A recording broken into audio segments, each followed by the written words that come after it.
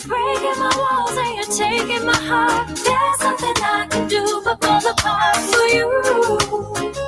And maybe that's cool. Do what you want as long as you're with me. Say what you want as long as I hear you calling my name over and over again. Oh, take what you want as long as you take me. You love me for real. I promise you hear me calling your name over and over and over and over and over and over again. WEFM is SVG. WhatsApp us or call us at 457-9997. Activated Mornings on WEFM 99.9 is on now.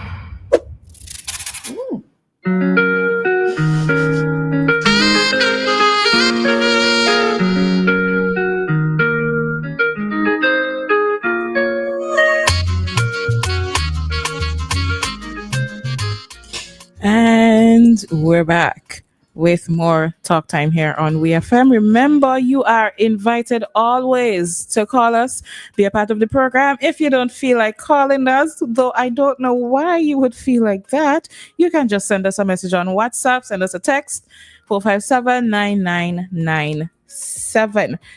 Now, before, when we left our previous talk segment, we were talking about the planes and the plane incidents, and it appears as though Dianna Cain may be the only person at this time experiencing some serious fear.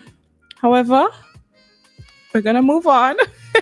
Right. So before we move on, so we were talking about planes, and then we saw boats passing, right? Well, not a boat. Let me correct it. That's a yacht, right? So one of the listeners, and thank you very much, listener, for that. They sent us a picture of the yacht, and it's actually called the Abiona. And in Googling, right, because Google is our trusted friend, some information here says that the Abiona, it's a super yacht. Well, it's interesting because it also has a helipad, right? Woo. So it's money. All right, so it's actually saying, so in Googling, it says who owns the yacht, and at the time, well, on this, based on Google, it actually says it's Jeff Bezos' yacht. Hey, wow. Right, and it has a 75 million for that. It has a 75 million price tag. So this is interesting, folks. Oh, it's giving rich. It is giving super rich. Let me see something. Wow. Okay, then. Okay, so I'm seeing here somebody owned it in 2010. Okay, so I need to actually confirm who is the current owner, because I'm seeing. All right. Let me see something. Just doing a bit of female investigative work. Why female investigative work? Because we tend to be very good investigators. That has been said several times. Let me see what's the date on this actual information here that is posted before spread false information. But the initial thing that I'm seeing there, I'm not seeing a date on this web page. But anyhow, it's called the Abiona, and it's very beautiful. It's a lovely yacht, all right? It's a very lovely yacht. So again, if you're on the leeward side, I guess it should reach by book comment by now.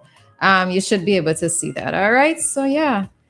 It's lovely. You know what I always say, so as much as so I remember I had made a point of during the time of that whole Russia situation when the oligarchs were leaving. So our waters on this side were really lovely. So I was seeing like all these super yachts, but I could only imagine the type of yachts that would be in Canaan in particular. Ooh, right? I know for me, I will go crazy, like absolutely crazy, because I really do enjoy seeing lovely yachts, right? Those that stand out, those are slightly different. I think the Black Pearl, they said, was recently here again. Yes. The Black Pearl was here recently, and not Black Pearl from Paris to the Caribbean. There's a different Black Pearl, a lovely, lovely yacht. All right. So yeah, I'm one of those persons who enjoys looking out and seeing, beautiful yachts passing by. So until one fine day, we'll be on the yacht looking at the land, okay? That will happen one fine day. But anyways, as we're talking about things on water and water, tsunamis. Now, the other day, there was a 7.6 magnitude earthquake. I don't think anybody felt it here. And for a brief while, there was a tsunami warning for some of the Caribbean islands, but then they discontinued it after a while, right? And there's an article in the newspaper by the director of the National Emergency Management Organization where she's saying that we need some early tsunami warning instruments, right? I'm not really going to read too much of the article, but it said while the remote event, which is the earthquake from the other day, while it caused no damage or injuries, the director of NEMO, Ms. Forbes, said that SVG only received tsunami warning threats 90 minutes after the event, a clear sign that SVG and the region need more instrumentation. We were alarmed, Director Forbes said. She was speaking at a forum. She said, we were alarmed, but from where I sat, it was rather... Okay, so we're going to stay right there because we don't really want to focus Pass your paper. too much on that, right? But I want to focus on when the fact that, I think tsunami has been a topic that is talked about a lot recently. And I have been wondering, I think Roleza posed that question not too long ago as well. Would we be ready here in SVG, or are we ready in the event that there is a tsunami? We get a warning or something that says that we could potentially be hit by a tsunami. Would we be ready? Vincentians, do you know what to do? We are surrounded by water, right? Remind you. All right. Would you? I just want to say one thing though. In the event of persons think that we don't have any warning system here in the same. So Pigeon newspapers aren't dead because I am actually holding up a newspaper, the Searchlight newspaper. All right. So she's saying, she being Miss Forbes said that in the region, she said in the region an investment has been made in tsunami guide gauges and that there are two in St. Vincent. All right. So one is at the Coast Guard base in Calico and the other is at Chateaubriand. But she says, unfortunately, one in Chateaubriand is being tampered with regularly. All right. So in case persons think that we don't have any gauges here, we do have in SVG. They are both based here on, St. Vincent themselves. All right. So just to note. Additionally, NEMO has put up several signs. I can't tell you the specifics, but don't worry, we'll speak to the relevant people soon and we'll get them here hopefully and we could have a proper discussion on that and they could give you all the details of everything. But they have put up some signs, I know for a fact, around Kingstown. There is one right outside the courthouse opposite the vegetable market. And they've put up several others. I'm not sure if they have them in communities outside of Kingstown. I can't remember. But they're showing you evacuation zones, the arrows that show you where to go in the event of a tsunami. They've done... Oh Lord, it's that moment where you say the thing is on the tip of your tongue, but it can't come out. They did this particular mapping. There's a word for it where they would show you where potentially the water would be, where the water would reach. So they would show you where is safe and where is not safe. But I think the most common thing, because I knew this from since I was a child, I'm assuming that almost everybody knows this as well. In the event of a tsunami, the most important thing is to be on high ground. Right now, fortunately for us, we have quite a bit of mountains, so we have uphills to run to. But for those people who are living at the front of the, on the waterfront, are you aware of the signs of a tsunami? Are you aware of what you should do? Do you know where your evacuation zone is? NEMO, along with the Red Cross, conducted some workshops last year. I hope it's last year, not the year before. Time is going by really quickly. But they did have some sessions where they were meeting with members of the communities. I know they did in Clare Valley. They did in Lower Kettles. I think they did one with Edinburgh as well. I think. I'm not sure. I have here the Union Island and Kingstown. Those are two recognized areas. And they're working on Beckwith, Edinburgh, and Bookament. That's information, yeah. Okay. Right? And yeah. Right. So they did do some workshops where they invited members of the community. Now, unfortunately, when we have things like this, people are generally not interested in hearing, which is very sad for us because it's really important information. So a lot of persons didn't really show. Well, a lot, like probably like 20 something people, less than 20 something, the one that I attended, didn't a lot of people didn't show up to these workshops, but they were giving you the signs, what to look out for if a tsunami is coming, where you should go. And one of the things they did with the villagers there is to decide on a song that they could use that everybody would recognize. So if a tsunami is coming or approaching and you hear this song, you would know, wait, this is the sign to move, this is the sign to act. I think Clare Valley decided on the conch shell, if I remember. Conch shell for Clare Valley? Because the conch shell is loud, and most people, when you blow the conch shell, people hear it. But when I hear the conch shell, I think it's fish, but right? I think that they would discuss, how I think that they discuss how many times they would blow it, or they would blow it in a particular pattern, so that you would know that this is what this means. But This the thing is is, you have to hearing this, by the way, and I live in Clare Valley.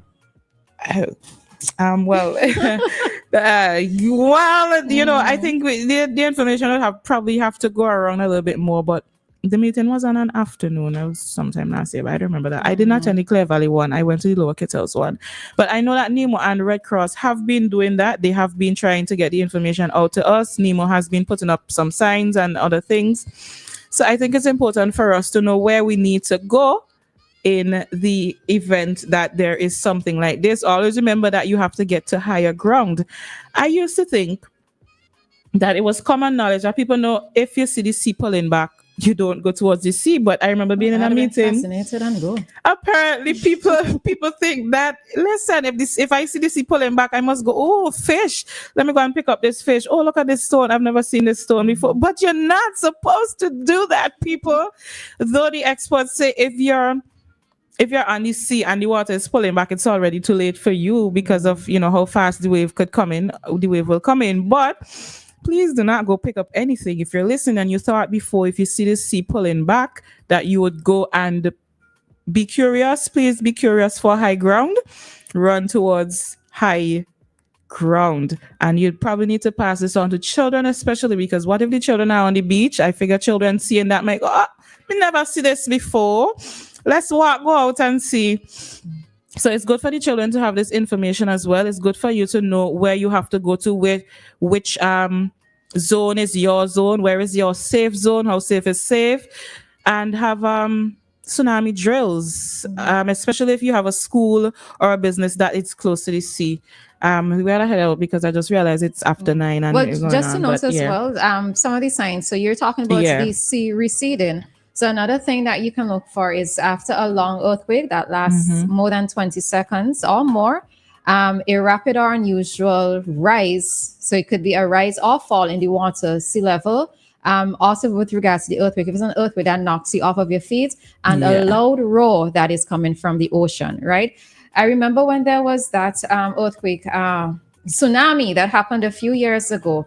There was some conversation about the animals were sensing, or they had sensed that something was happening, and many of them ran to higher ground. So it's not necessarily a proven fact. Maybe it's just one of those things that has been passed on through the ages, but I probably won't take any chances. So if you see animals acting unusually, maybe just, if it's just, especially if it's like birds or so forth, or if it's birds or so forth, maybe just pick up on these other signs. If you see there's a combination of things happening, they can be signs. But I'm in agreement with Dianna here that a lot more information needs to be disseminated, because really and truly, many persons living along the coastline, we see even in hurricane time, right? Persons going towards the sea to enjoy what the wave action looks like. You're not supposed to do that. So much less in the case of a tsunami, all right? But yes, we are going to try our best to have someone with the relevant information to come and speak about this, because I think if we all believe that it's information that it's important for persons to know. Okay? They say the animals always know. So I trust them. I watch those animals. They say the animals always know. So if it's anything, we'll take this up at 9:20 because it is now 9:04 and it's time for us to bring to your ECCB currency exchange rates. 99.9 WEFM.